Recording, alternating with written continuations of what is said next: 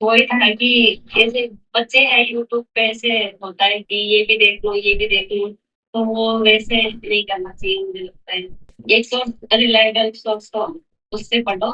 उसके लिए आप टेस्ट सीरीज ज्वाइन कर सकते हैं, जैसे पीएनसी की भी अच्छी है। मेन तो रोल मेरा भाई का है, जिसने मुझे यहाँ तक पहुंचाया है, इतना पढ़ाया है। नीलांबर है जो इंडियन आर्मी में है, मोटिवेशन के लिए तो मेरे मम्मी पापा के बड़ा करने के लिए। और वैसे नहीं आने कभी आएगी, मुझसे नहीं होगा, इसकी लेनी है कैसे भी लेनी है।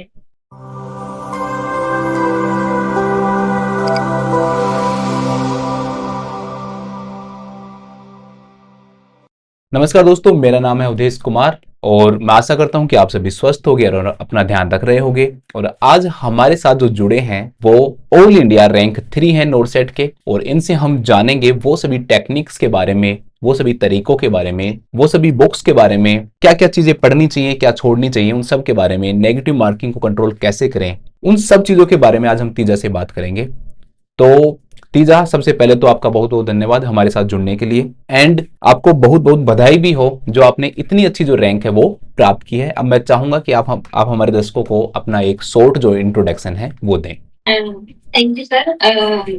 My self Teeja, I am from Shri Ganganagar Rajasthan. और मैंने अपनी जो ग्रेजुएशन है वो एचडीसी से की है 2025 के अंदर। Okay dear.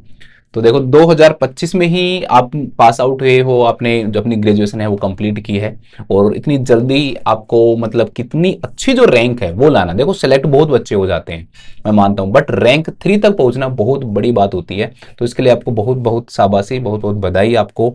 और अब मैं चाहूंगा कि जो सभी चीजें आपने की हैं वो हमारे इन बच्चों को भी पता लगे, जिन बेचारों का अब की बार जो सिलेक्शन है वो नहीं हो पाया, और कुछ नए एस्पिरेंट जो अब की बार पहली बार नोट सेट देंगे कि वो भी कुछ इस प्रकार से स्टडी कर पाए, उन सभी तरीकों को जान पाए जो आपने अपनी स्टडी के दौरान यूज किए थे। तो मैं सबसे पहला जो क्वेश्चन है वो आपके पेपर से स्टार्ट करूंगा कि मैं ये जानना चाहता हूं कि आपने प्री में कितने क्वेश्चन अटेम्प्ट किए, मेंस में कितने क्वेश्चन अटेम्प्ट किए, कितने सही हुए और कितने आपके रॉन्ग हुए। सर मैंने बी में डॉक्टर अटेम्प्ट किए थे, 9 किए थे, उसमें से मेरे 64 राइट थे और 26 मेरे रॉन्ग थे। और मेरी जो परसेंटाइल थे वो 98 थे। और जो मेंस में थे, मैंने 153 अटेम्प्ट किए थे। मेरे करेक्ट थे 141 और 12 मेरे रॉन्ग थे। Okay dear.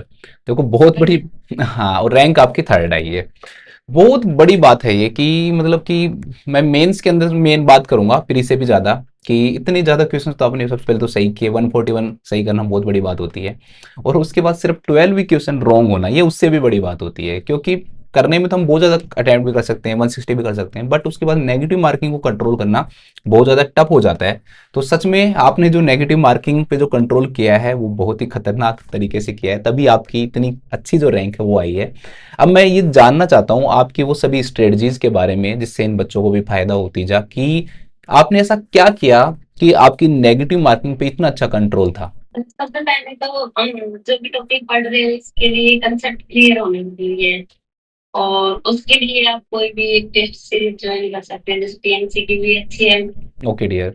और सर फिर मैंने मोस्टली जो आपकी जो क्लासेस थी यूट्यूब पे वो लगाई थी, तो उसमें आपने मतलब आप बहुत अच्छे से समझाते हो कि कैसे हमें क्वेश्चन अटेम्प्ट करने चाहिए, कैसे हम मतलब अगर दो क्वेश्चन में दो ऑप्शन में अगर हम कंफ्यूज हो रहे हैं तो कैसे हमें उसको सेट करना होगा, मतलब आपने बताया ये सब। हम्म। उसके ओके डियर। रिविजन करते रहना चाहिए जो भी पढ़ो, मगर अच्छा सोर्स होना चाहिए पढ़ाई के लिए। Okay dear. तो जैसे कि आपने बताया कि आपने टीएनसी के अंदर एक तो जो आप यूट्यूब की जो क्लासेज हैं मेरी वो सारी देखते थे एडवांस सीरीज, एंड इसके अलावा आपने मुझे बताया था कि आप वीडियो एमसीक्यू बैच से भी हमारे साथ जो है वो जुड़े थे, और मेनली जो कम्युनिटी की जो क्लासेज हैं वो आपने वहाँ से देखी थी, क्योंकि आपका कम्युनिटी जो सब्जेक्ट है वो ज़्यादा वीक था। तो इससे आपको मतलब जो फायदा है वो मिला। अब मैं और भी बहुत चीज़ों के बारे में आपसे जानना चाहूँगा, क्योंकि मेरा इस इंटरव्यू का सबसे मेन जो मकसद है वो यही रहेगा कि जो बच्चे हैं ना उनको जितना प्रॉफिट हो सके इस इंटरव्यू से वो होना चाहिए, कि वो भी एक बहुत अच्छी जो रैंक है वो प्राप्त कर सकें। अब मैं ना बुक्स के बारे में जानना चाहता हूँ, क्योंकि बुक्स जो है बहुत ही कॉमन कंसेप्ट रहता है बच्चों का कि सर ऐसी कौन सी जो बुक्स हैं वो पढ़ें, कौन सी छोड़े, समझ में नहीं आता। तो तीजा मैं आपसे जानना चाहता हूँ कि आपने कौन कौन सी बुक्स पढ़ी हैं अपनी प्रिपरेशन के दौरान। सर मैंने कॉलेज टाइम पे मतलब बेसिक के लिए मैंने डीआर यादव के ट्यूशन लगाए थे, वो मैंने एक बार की है अभी तक। और मैंने टारगेट की कोशिश नहीं की थी। फिर मैंने मुझे ऐसे लगा कि दो से नाइन की ट्यूशन कुछ थे जो टारगेट हाई से आए थे, तो मैंने एक बार टारगेट हाई की है। और मोस्टली जो सारे नोट्स थे वो बनाए थे मैंने। और एमक्लेक्स की जो सॉल्व बुक है उसमें ट्यूशन भी किए थे और थ्योरी भी वहीं से की थी मैंने। ओके डियर, देखो मैं बच्चों को ना बार बार बोलता रहता हूँ, हमेशा मैंने यही बोला है आज तक कि 4 ही बुक हैं, और आपने सच में उन चारों का ही नाम लिया है। आप मेरे कोई भी वीडियो देखोगे ना तो मैं आपको मैं हमेशा यही बोलता हूँ कि भाई कितना भी बड़ा टॉपर है ना वो भी 4 ही बुक पढ़ता है। शुरुआत पीआर यादव से करो, सॉन्डर्स की थ्योरी पढ़ो, मोस्टवी के क्वेश्चंस करो, और जो टारगेट हाई की बुक है आप वो भी ले सकते हो। तो बट बच्चे मानते नहीं है, बट अब जब आपने टॉपर ने बोला है तो आई थिंक वो इस चीज़ को मानेंगे कि हाँ सभी लोग ये जो मेन 4 बुक हैं उन्हीं के ऊपर जो है वो डिपेंड होते हैं। एक आपने बताया कि जब मैंने आपसे पूछा था कि सर कि नेगेटिव मार्किंग जो है उसको कंट्रोल कैसे करें, तब आपने बताया था कि रिवीजन जो है ना वो बहुत ज़्यादा जरूरी है। अब मैं तीज आपसे ये जानना चाहता हूँ कि जो रिवीजन जो है ना वो आप कैसे करते थे, मतलब आप डेली चीज़ें को देखते थे, वीकली देखते थे, कैसे आप रिवाइज करते थे, मैं ये जानना चाहता हूँ आपसे रिवीजन की क्या स्ट्रेटजीज रहती थी आपकी। तो जैसे आज एक दिन में मैं दो या तीन क्लासेस लगाती थी। तो वो क्लासेस जो लगाई थी उन्हीं को दोबारा से मतलब वो नोट्स जो बनाए थे मैंने उन्हीं को दोबारा देखी, और उसके जैसे क्वेश्चन है कहीं से मिल गए तो उन्हें कर लिए। ओके, क्लासेस देख के फिर उनके जो क्वेश्चंस हैं वो आप ज़्यादा से ज़्यादा जो क्वेश्चंस है वो आप सोल्व करते थे, आप ऐसा करते थे है ना। ओके, तो आप जब सैटरडे का फ्री जो टेस्ट जब जब देते थे तो आपके उसमें कितनी रैंक आती थी। 100 एक बार आई थी शायद, एक बार 300 ऐसे। ओके, लगभग ऐसे आपकी जो रैंक है वो आती थी। फिर भी आपने बहुत अच्छा किया है कि आपने जो मेंस के अंदर जो प्रिपरेशन की है सच में बहुत ही मतलब बहुत ही अच्छी जो प्रिपरेशन है। अब मैं ये जानना चाहूंगा कि जो डेली का जो आपका शेड्यूल जो रहता था पढ़ने का, कि किस प्रकार से आप अपना पूरा शेड्यूल बनाया था आपने पढ़ाई से रिलेटेड, तो वो थोड़ा सा बच्चों को आप बताएं कि कैसे पढ़ते थे आप, कितने घंटे लगभग पढ़ते थे आप एज एन एवरेज, और थ्योरी को और एमसीक्यू को कैसे बांटते थे। जैसे हमसे 9 मिनट्स का वो रिजल्ट आया, उसके जस्ट बाद ही मैंने अपनी पढ़ाई स्टार्ट कर दी थी दूसरे दिन ही। और उसमें मैंने 6 से 10 हाउस के बीच पढ़ती थी। मैंने स्टार्टिंग में कम पढ़ी थी, स्टार्टिंग में मैं कुछ घंटे पढ़ पाती थी। Okay dear. सर मैं एक बेसिक तो पढ़ाई थी, वैसे तो पूरे टाइम देखती थी। सुबह 5 बजे उठती थी, 6 बजे उठ के मैं आके मंदिर जाके और मैं करती थी। और उस टाइम तो मैंने बहुत कम टाइम इन्वेस्ट कर दी थी अपना, ओके। क्योंकि घर पे पढ़ना होता था तो पूरा टाइम पढ़ती रहती थी। हाँ, मतलब ये है कि मेरे को लग रहा है कि आप जो बता रहे हो ना शायद कम ही बता रहे हो, 6 से 8 घंटे क्योंकि मुझे नहीं लगता कि आप जो टाइम है वो वेस्ट करते थे जैसे आपने बताया, तो मुझे लग रहा है कि आप और भी ज़्यादा आवर्स जो है वो आप पढ़ाई करते थे। अब तीजा मैं ये जानना चाहता हूँ कि जो कई जो छोटे जो सब्जेक्ट हैं, मान लो कि 6 मेन सब्जेक्ट जो हैं वो तो हमारे होते ही हैं, ठीक है।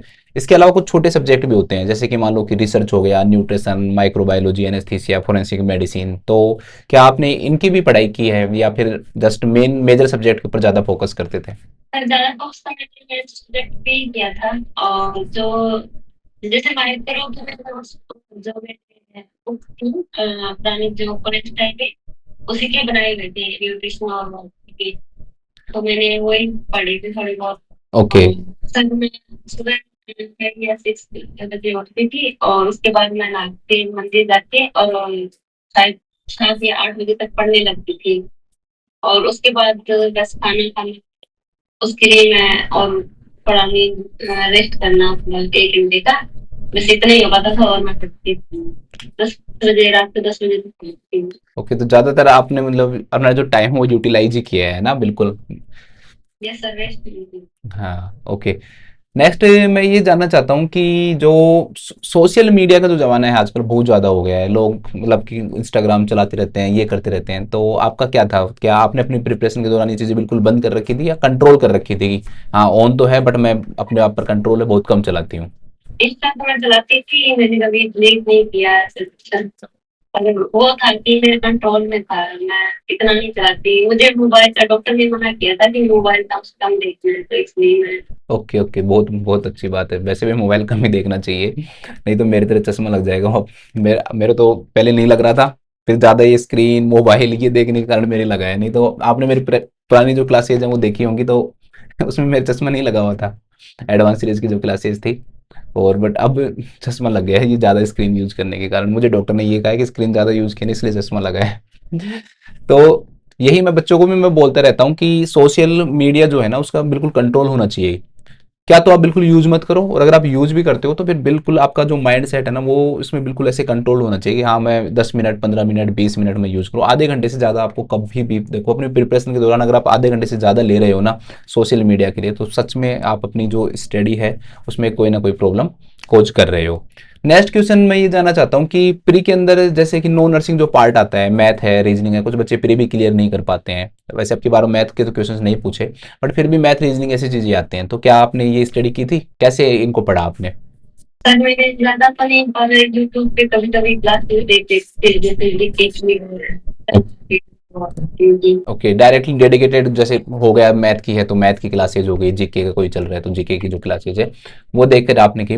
मैं भी बच्चों को ये कहता हूँ देखो इतना बड़ा पार्ट है हमारे पास में है ना, तो वही हम पढ़ सकते हैं। मैथ रीजनिंग कुछ कर लो, दो चार टॉपिक्स जो है वो आप चाहो तो कर सकते हो, ठीक है। जैसे लॉस एंड प्रॉफिट हो गया आपका, इंटरेस्ट हो गया, कंपाउंड इंटरेस्ट हो गया, अगर मैथ आए तो, नहीं तो आती नहीं है। और रीजनिंग जो है आपकी बार तो मैथ आई भी नहीं थी, मैं सभी बच्चों को बता दूं ना। और रीजनिंग जो है उसमें कुछ टॉपिक्स हैं फिक्स फिक्स फिक्स, तो उनको आप पढ़ लो, बहुत ज़्यादा टाइम वेस्ट मत करो। आप सोचो कि मैं जीके पढ़ लूंगा और मैं वहाँ करके आ जाऊंगा, तो वो टोटली टाइम वेस्ट होगा। जीके की कोई लिमिट नहीं है, कोई भी लिमिट नहीं है, आपसे कितना भी पढ़ लो वहाँ पर क्या पूछेगा किसी को कोई भी पता नहीं है। किस्मत अच्छी रही तो वो आपको पूछ लेगा, नहीं रही तो वो क्या कुछ भी चीज़ वो कर सकता है, ये होता है। एक मान लो पूरा 6 महीने 1 साल हमारी जब प्रिपरेशन चलती है तीजा, तो कई बार हमारे माइंड में ऐसे बैड थॉट आने लग जाते हैं कि यार मेरा होगा या नहीं होगा, डिमोटिवेटेड हो जाते हैं हम कि पता नहीं क्या होगा, मैं इस नोट सेट के लायक हूँ भी या नहीं हूँ। तो आपके दिमाग में जब ऐसे थॉट कभी आए हैं और आए हैं तो आप क्या करते थे उनसे लड़ने के लिए?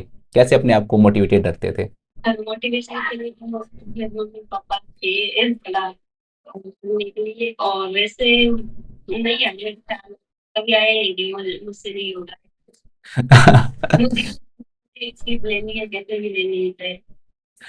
बहुत बहुत अच्छी बात बताई आपने। देखो मैं भी यही कहता हूँ कि यही तो है मैनिफेस्टेशन। आपने अगर मन में ये सोच लिया ना कि एक सीट लेनी है, तो फिर नेगेटिव आना नहीं चाहिए दिमाग में। आपका तो मैनिफेस्टेशन बिल्कुल टॉप लेवल पे है। मैनिफेस्टेशन की पहली चीज यही होती है कि आप किसी चीज को मैनिफेस्ट करते हो ना, तो आपके दिमाग में नेगेटिव थॉट कभी आना ही नहीं चाहिए। तो वही चीज आपने भी किया, बहुत अच्छा लगा ये आपने बताया बच्चों को। एक मैं ये जानना चाहता हूँ कि जब आपने मेंस का जब पेपर देकर आप बाहर आए थे तो आपको क्या लग रहा था उस समय? क्या फील हो रहा था कि ये पेपर कैसा गया, क्या होगा आगे, क्या लग रहा था आपको तीजा?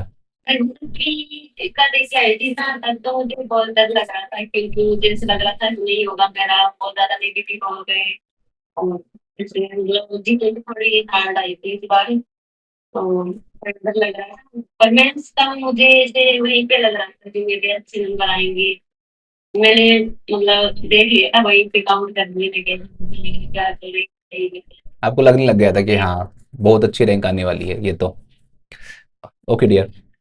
नेक्स्ट मैं ये जानना चाहता हूँ कि जब हम प्री का एग्जाम जब दे लेते हैं तो बहुत सारे बच्चे हैं जिनका मेंस नहीं हुआ है, तो प्री से और मेंस के बीच में जो टाइम रहता है उसमें आपने कैसे स्टडी की? मैंने तो रिवीजन भी फोकस किया कि जैसे अब नया से कुछ पढ़ना नहीं था। जो मैंने नोट्स बनाए थे, जो आपके जो दो नोट्स मेरे लगाए थे, उनका रिवीजन किया था। और जो मेरे कॉलेज टाइम के जो नोट्स थे वो लगाए थे, और ट्यूशन प्रैक्टिस में एनक्लेक्स से मैंने ट्यूशन प्रैक्टिस की। एन क्लैस से आपने जो क्वेश्चन है वो प्रैक्टिस की थी? ओके। एक मैं ये जानना चाहूंगा कि जो कौन सा ऐसा सब्जेक्ट है जो आपको सबसे फेवरेट सब्जेक्ट था, और आपको क्या लगता है कि कौन कौन से सब ओबीजी अच्छा, ओबीजी सब्जेक्ट आपका सबसे फेवरेट सब्जेक्ट था? और कौन सा सब्जेक्ट सबसे खराब लगता था कि यार ये टफ है थोड़ा, ये मजा नहीं आता पढ़ने में? कम्युनिटी था। कम्युनिटी था, इसलिए आपने वीडियो एमसीक्यू बैच के अंदर सबसे ज्यादा जो फोकस है वो कम्युनिटी के ऊपर ही दिया। आपको डर लग रहा था कि कहीं कम्युनिटी के अंदर, कम्युनिटी में ये है कि बहुत सारे जो अपडेट्स है ना वो भी तो आते रहते हैं ना, तो उसमें ये रहता है कि पता नहीं अब की बार क्या पूछ लें क्या नहीं पूछ लें, तो ये वो चीजें हैं। आपको क्या लगता है कि क्या एक मिनिमम, मतलब ये है कि इतने टाइम में अगर आप अच्छे से तैयारी करो तो आपका सिलेक्शन हो सकता है, मतलब बच्चों को आप कहो कि भाई आप अगर बिल्कुल डेडिकेटेड तरीके से आप पढ़ाई करो तो आपका 3 महीने 6 महीने इतने महीने में सिलेक्शन आराम से हो सकता है, आपके अकॉर्डिंग क्या है वो टाइम पीरियड? सर 6 मंथ का है कि मेरा 6 मंथ का था मेरा, कि 6 मंथ में मुझे पूरा कंप्लीट करना है अपना कोर्स, और 6 मंथ में वो किया है। ओके, 6 मंथ में मैं बच्चों को बता देता हूँ, कई बच्चों को मान लो कई बार कंट्रोवर्सी हो जाती है, मैं नहीं चाहता कि कोई भी कंट्रोवर्सी हो बच्चे के साथ में। देखो इन्होंने नोट सेट 9 दिया था, बट जस्ट ये पास आउट ही हुए थे, तब उस समय कोई प्रिपरेशन नहीं थी इनकी बिल्कुल भी। तो उसके बाद भी इनकी बहुत अच्छी 6,000 जो रैंक है वो आई थी, बट सीट नहीं मिल पाई थी। एंड उसके बाद में इन्होंने जो प्रिपरेशन वो स्टार्ट की थी, तो लगभग 6 महीने ही इन्होंने प्रॉपर जो स्टडी है वो की थी। वैसे मैं आपको बता देता हूँ कि तीजा जो है वो एम्स से है, एम्स ऋषिकेश से हो आप है ना तीजा, तो एम्स ऋषिकेश जो है, जो एम्स ऋषिकेश तीजा है, तो इनका जो बेसिक जो है वो भी बहुत अच्छा है, तो उससे भी बहुत ज़्यादा फर्क पड़ता है। ऐसा नहीं है कि इन्होंने अभी स्टडी की है, इन्होंने इनका जो बेसिक का जो लेवल है वो बहुत अच्छा है, तो आप लोगों को मैं ये कहता हूँ कि भाई बेसिक भी क्लियर होना चाहिए आपका, है ना। फिर आपको फिर उसके बाद में आप जब पढ़ते हो, क्योंकि तीजा ने पहली चीज़ ये बताई थी कि सर कंसेप्ट जो है ना वो क्लियर होना बहुत ज़्यादा जरूरी है, अगर कंसेप्ट क्लियर नहीं है तो फिर जो टॉपिक है आप उसमें से पढ़ोगे क्वेश्चन करोगे तो वो सही से नहीं हो पाएंगे। एक नतीजा ये, अब आप बस जस्ट बच्चों को डायरेक्टली बता दो कि भाई मैं आपको ये काम करना है, 4 से 5 चीजें मैं चाहता हूँ कि आप आराम से अपना टाइम लो और बच्चों को ये बताओ कि ये चीज कर लो, तो आपकी भी थर्ड रैंक जो है वो आ सकती है। बस आपको वो बताना है बच्चों को। सबसे पहले होता है कि हम सोर्स देखते हैं कि अच्छे सोर्स मिल जाए। तो मेरे लिए तो मेरे फ्रेंड ने मुझे एडवांस से ही नहीं, यूट्यूब पे 150 के क्लास है, तो वो मैंने लगाई थी, कंप्लीट लगाई थी, मैंने नोट्स भी बनाए थे उसके अच्छे से, ताकि मैं आगे जब मैं दूंगी तो उस टाइम मैं रिवाइज कर पाऊँ। तो मैंने वहीं से स्टार्ट की थी अपनी, और साथ में मेरी विक्ट्री सीरीज है जो सर ने, फिर सर ने कपिल सर ने, की। हाँ। तो सर वो मैंने रोज वो एक क्लास लगाती थी मैं। ओके। बीच बीच में मैं सर जैसे जो छोटे सब्जेक्ट है वो भी करती रहती थी, जैसे फार्मा है और माइक्रोबायोलॉजी बायोलॉजी है, और वो करती थी, वो तो मैंने नोट्स पहले से ही बना रखी थी। तो जैसे अगर मतलब किसी तो अभी नहीं है, 6 मंथ का टाइम होता है, जैसे दो एग्जाम के बीच में, तो उसमें तो हमें ये है कि हमें सोर्स देखना होता है कि कौन से सोर्स से हम पढ़ सकते हैं अच्छे से। तो वही था कि जैसे बच्चे हैं यूट्यूब पे, ऐसे होता है कि ये भी देख लो ये भी देख लो, तो वो वैसे नहीं करना चाहिए मुझे लगता है। एक सोर्स, रिलायबल सोर्स हो, उससे पढ़ो, और अपने अपने नोट्स बनाओ और उनको ही रिवाइज करते रहो, और टेस्ट सीरीज लो जो भी अच्छी लगे, और रोज टेस्ट दो। मैं हमेशा बच्चों को यही बोलता हूँ, और मैं जब मैं एडवांस सीरीज में पढ़ाता हूँ तब आपने भी बहुत बार सुना होगा ये, कि आप जहाँ से भी पढ़ो, मैं ये नहीं कह रहा कि आप मेरे से पढ़ो या हमसे पढ़ो, आप जहाँ से भी पढ़ते हो ना ट्रस्ट करो, ट्रस्ट के बिना आप पढ़ ही नहीं सकते हो। बच्चे क्या करते हैं अपनी टीचर पे शक करते हैं कि यार ये पता नहीं कैसा पढ़ाता है, कैसे नहीं पढ़ाएगा, गलत पढ़ाएगा सही पढ़ाएगा, फिर वो कैसे पढ़ सकते हैं, पढ़ ही नहीं सकते। तो सबसे जरूरी चीज है ट्रस्ट करना। आप सबसे पहली चीज जहां से भी पढ़ रहे हो दोस्तों, जिस भी बुक को पढ़ रहे हो ना, तो उस पर ट्रस्ट करो कि हाँ ये है बेस्ट है, इससे बेस्ट कुछ नहीं है, वो सबसे ज़्यादा ज़रूरी है। तो तीजा ने यही बताया हमें कि ट्रस्ट ज़रूरी है, मेहनत करो खूब सारा, टेस्ट ज़रूर दो, क्योंकि एग्जाम के अंदर क्वेश्चंस ही आते हैं और क्वेश्चंस जो हैं वो ही पूछे जाएंगे, तो आपको जो है क्वेश्चंस की ही प्रैक्टिस मेन करनी है। पढ़ना तो है, थ्योरी तो पढ़ना ही है, लेकिन क्वेश्चंस की जो प्रैक्टिस है वही आपको करनी है, क्योंकि एग्जाम में क्वेश्चंस ही पूछे जाएंगे, थ्योरी नहीं आती है, तो वो आपको करना है। साथ में आपने पहले बताया कि जो रिवीजन है वो भी बहुत ज़्यादा जरूरी है। अब एक लास्ट चीज़ तीजा मैं आपके आपके लिए छोड़ता हूँ कि आप अपनी जो सक्सेस में जिनका भी आप अपने माता पिता जिनको भी आप डेडिकेट करना चाहते हो, अपने दोस्त का किसी का नाम लेना चाहो, अपनी सिस्टर का नाम लेना चाहो, किसी का भी नाम लेना चाहो तो आप ले सकते हो। मेन तो रोल मेरा भाई का है, उसने मुझे यहाँ तक पहुंचाया है, इतना पढ़ाया है। उनका नाम भी बता दो आप। नीलांबर है जो इंडियन आर्मी में है, ओके, लीलाधर जी इंडियन आर्मी में, वो बहुत बड़ी बात है। और मम्मी पापा जो है उनका तो, उनका तो कोई कर्ज। हाँ वो पढ़े हुए नहीं है पर हमें इतना पढ़ाया है कि अभी तो लेके आए, तो उनको भी थैंक्स बोलना चाहूंगी। मेरी फ्रेंड है जिसने अभी जो सीरीज है एडवांस सीरीज के बारे में बताया, उसको भी थैंक्स बोलना चाहूंगी। ओके, उनका भी नाम ले दो ताकि वो भी वीडियो देखें तो खुश रहें। ये सर उसका था डॉक्टर को मालूम नहीं हाँ शादी। हाँ हाँ हाँ हाँ हाँ, पिछले बार के टॉपर थे वो, है ना, पिछले बार में अच्छी रैंक आई थी उनकी। हाँ मुझे याद है। बहुत ही अच्छा लगा तीजा आपसे बात करके, सच में बहुत ही इनोसेंट बच्चे हो आप एकदम, ऐसा लगता है मुझे तो कि आपकी तो शायद एज भी बहुत ही कम है, शायद 21-22 साल के हो गए आप, है ना तीजा? मेरे साथ 25। हाँ अच्छा, 25 भी बच्चे ही हो आप एकदम, देखो। तो मतलब बहुत सारी जो स्ट्रेटजीज हैं वो हमने जानी आपसे, कितनी किस प्रकार से टॉपर बना जा सकता है, कैसे पढ़ना चाहिए, क्या चीज़ें करनी चाहिए, क्या नहीं करनी चाहिए, तो उन सब के बारे में जाना। और मैं आशा करूँगा कि हमारे जितने भी जो स्टूडेंट्स हैं, वो सभी स्टूडेंट्स जो हैं, जो अभी तैयारी कर रहे हैं, जो एस्पिरेंट्स हैं, वो बहुत सारी चीज़ें इनसे सीखेंगे तीजा से, और अपने जीवन के अंदर उसको लाएंगे, और फिर एक अच्छी जो रैंक है वो नेक्स्ट नोट सेट के अंदर लेकर आएंगे। तो आपसे बात करके बहुत अच्छा लगा, आप सभी ऊंचाइयों को छुओ, आप अपनी ज़िंदगी में जो भी प्राप्त करना चाहते हो वो सब सक्सेस आपको मिले। थैंक यू सो मच हमारे साथ जुड़ने के लिए, थैंक यू।